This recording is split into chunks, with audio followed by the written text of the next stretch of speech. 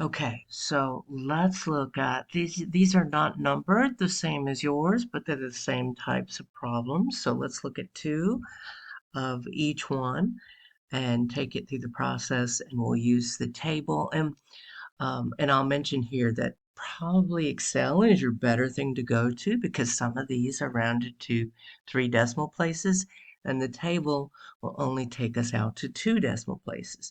So let's look at question number 5 first. Assume that the readings at freezing on a bundle of thermometers are normally distributed with a mean of 0 degrees centigrade or Celsius rather, and a standard deviation of 1 degree Celsius. A single thermometer is randomly selected and tested. Let's find the probability of obtaining a reading less than negative 0.186 degrees Celsius. All right, so we're looking for the probability that Z is less than negative 0.186. Now, we are fortunate that this is a standard normal distribution. We can tell because the mean is 0 and the standard deviation is 1. And we're looking for a z-value that is less than this value over here to the right. And the table and Excel both give us those values. So we can just look them up on the table or look them up on Excel and just put our value into the blank. All right, so let me write down negative 0.136 because then I won't lose it between pages here. And we're going to go to Blackboard, and I'm going to show you where the table is. Now, I've already got it pulled up, but just for the moment, let's go back and let's notice here's your assignments for Unit 1, and right beneath it is the tables and formulas. And we need the standard normal tables. So I'm going to click on that and then click on this document to open it so I can see the tables. Now our value was, oh, I think I wrote it down wrong. I think it was negative, yeah, I did, negative one, sorry, negative 0.186, and for some reason I wrote down negative 1.36. Okay, so notice the first part of the table is all positive z-values, so I need a negative z-value, so I'm going to go all the way down to the second part of the table. And I'm looking for negative 0.186, but the table only goes out, if you notice the top, to 2 decimal places. So we have to round negative 0.186 to negative 0.19. All right, so I'm going to look for negative 0.19. And over here on the left side, I find negative 0.1. It's the second to last line right there. And I've got to go all the way over to the 9 for the second digit, which is going to take us to the last column. Notice that 0.09 here. So we're going to go down to negative 0.1 and over to the 9 column, and it is 0.4247. Now, unfortunately, since this is only to 2 decimal places and our original z-value is 3, this is probably a little off. And probably if I stick that into my open math, it might consider it wrong. And if we check, we'll see the answer that it probably gives here is slightly off of that. And it is. All right, so let's use Excel, and Excel will deal with those 3 decimal places much better than our table did. All right, so I'm going to pull up Excel, and I can go to any cell in Excel that I want. And incidentally, this is free. You can get Excel as a BCTC student and use it for free. All right, we're going to use the command equal norm.s.dist, and we'll put a left parenthesis. And now we're going to put our z-value in, and we'll put the actual z-value, not the rounded one, negative 1.186, comma, and the word true.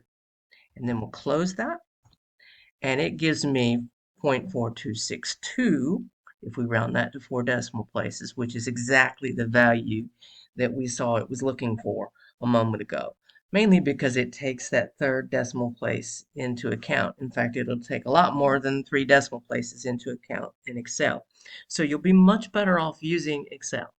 All right, now let's go back to the example and get the second one. Now let's notice this was less than, so we could go straight to our chart or straight to Excel.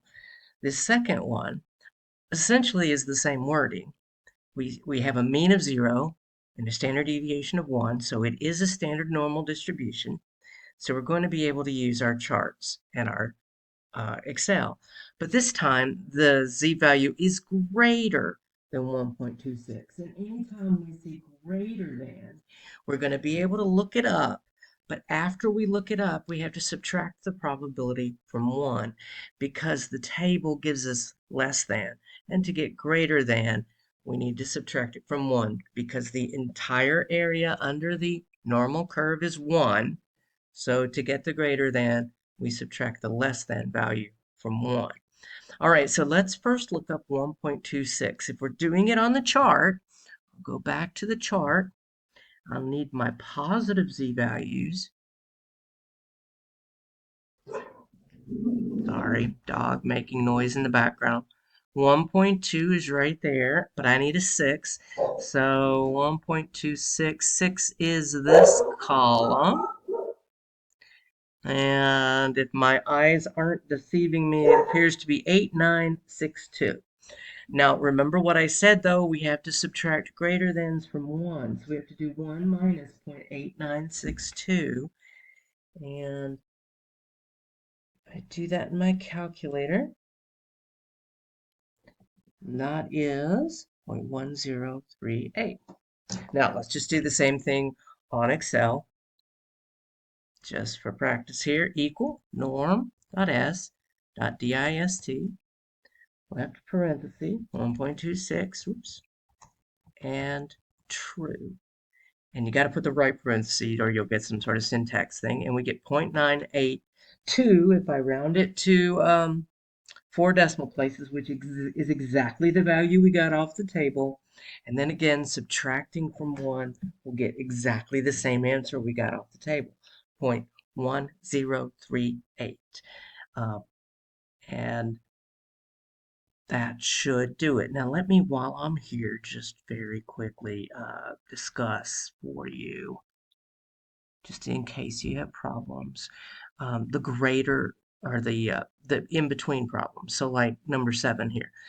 For the in-between problems, we're going to look up both of these separately, just like we did for questions 5 and 6 up above.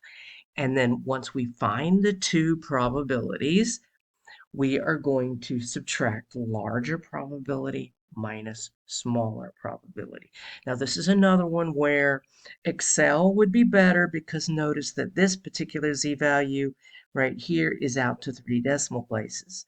This one we could use the table or Excel and be fine because it's only 2 decimal places. But anytime it's out to 3 decimal places, we need the more accurate value. So we need to go to Excel. So if you haven't downloaded Excel, go ahead and do that. It is free. And up in the Start Here portion of the Blackboard, there are instructions on how to get a hold of the Microsoft Suite onto your computer. So you can do that and use Excel. And Excel is fast and pretty quick.